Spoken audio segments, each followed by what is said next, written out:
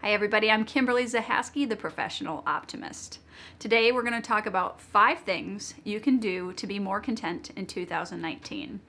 So step number 1, we all know it, we don't want to do it, but it's important. Gratitudes. We need to talk about what we're grateful for and make it a daily habit of listing things we're grateful for. A good way to do that is habit pairing. So you take a habit that's already established, like brushing your teeth every morning and every night, and you pair it with another habit of listing some gratitudes. Now, if you want to do it at the same time, that could be a little messy. I like to just think it in my head, brushing my teeth, thinking, okay, what am I grateful for this morning? And then kind of wrapping your day up at the end of the night with it too. So if you can pair your gratitudes with another habit, maybe you do it on your way to work, maybe you do it while you're grocery shopping, whatever you want to do. I suggest pairing that gratitude with another habit and maybe putting post-it reminders occasionally throughout your house or wherever you're going to make that habit happen. It's going to help you have that visual reminder. So step number 2, simplify your life. I challenge you to simplify this year.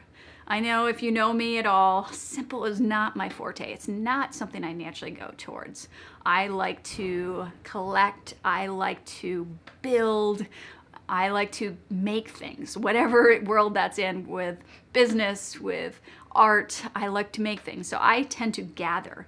But I find that the more I simplify life in my activity, in the clutter in my home, my mind, the better my life is. I savor things a little bit more. The things I do have are the things I truly love. This last year, I've been going through all of my things, and I'm down about 30% in my physical possessions, and it feels amazing. I'm going to be documenting more progress on this on my Professional Optimist page this year. I'm going down even further because the more I get rid of, if it doesn't bring me joy and it's not useful, get rid of it, and it makes my house feel amazing. So I encourage you to simplify. Maybe you just have to cut out a couple activities in your life. Maybe things are too busy. Think about that. Simplify. So step number 3 is to make progress. So especially when we think about this new year, a lot of people think, I need to, conquer these big goals, and that's me. I like big accomplishments.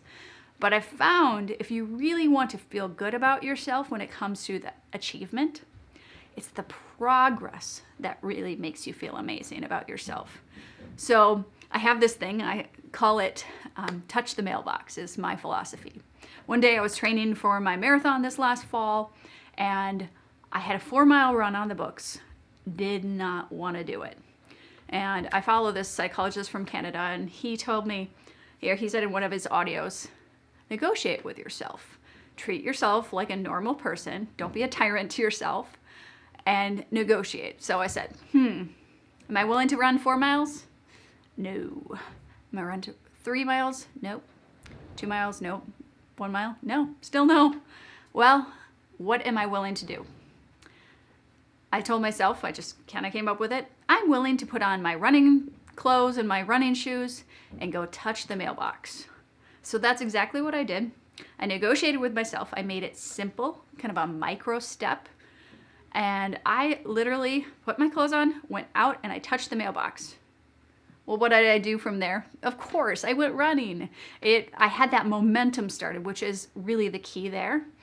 And I felt amazing about myself because I just had that little bit of progress. And that progress, like I said, is contagious, and it builds that confidence. It tells your subconscious mind, hey, we can do this. And you keep going from there. So make progress. Think of ways that you can progress in your goals in little ways. It's going to give you the confidence to keep going.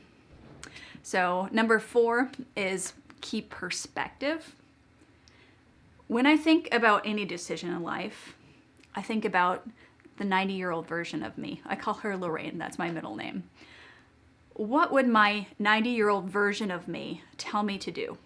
And maybe it's just an everyday, normal day, and I'm about to enter the chaos of getting kids ready for school and getting to work and cleaning my house and making healthy meals and all of these things I have on my plate. Well, if I can just step back for a second before all that chaos starts and say, what would my 90-year-old version of me tell me to do today? That perspective of what's really important, because it's not just some other old 90-year-old person. It's you at that age, older, wiser. You know what's important, people. And it's just going to give you that perspective you need to make good choices throughout your day and long term. So number 4, like I said, was get perspective. And number 5 is be kind to yourself. To be honest, this is the one I struggle with probably the most. Not that I'm mean and horrible to myself, but I'm definitely more critical with myself than I am with other people. I have these high expectations of what I think I should be doing. Well, I've also had those high expectations when my babies were little. Nothing's going to happen. If you have babies, give yourself a break. Even as they're bigger. Mine are 11, 9, and 6, and it's still really tough to get things done. So think about the stage of life you're in. Do you have an elderly parent you're taking care of? Do you have extra responsibilities? There you go, for back to the simplify. You know, like, okay, maybe you've got these extra things on your plate. What needs to go? So simplify that, and then look at your stage of life. Look at that, you know, like I said, also the perspective. What needs to change? Can you hear that? My kids are jumping on the ceiling. I'm in the basement. So be kind to yourself. Practice self-compassion. Research actually shows too that when you have self-compassion, you're more likely to obtain those goals. Just like when you're raising your children, if you're kind to them, you're going to lovingly push them. You're going to challenge them. But if you're kind and encouraging to them, they are much more likely to be successful because they're going to be mentally healthy. Well, how about you do that for yourself? How about I do that for myself? It's something I'm working on this year. So I challenge you to be kind to yourself, to get perspective, to make progress, to simplify, and be grateful. Thanks so much, guys. Have a great night.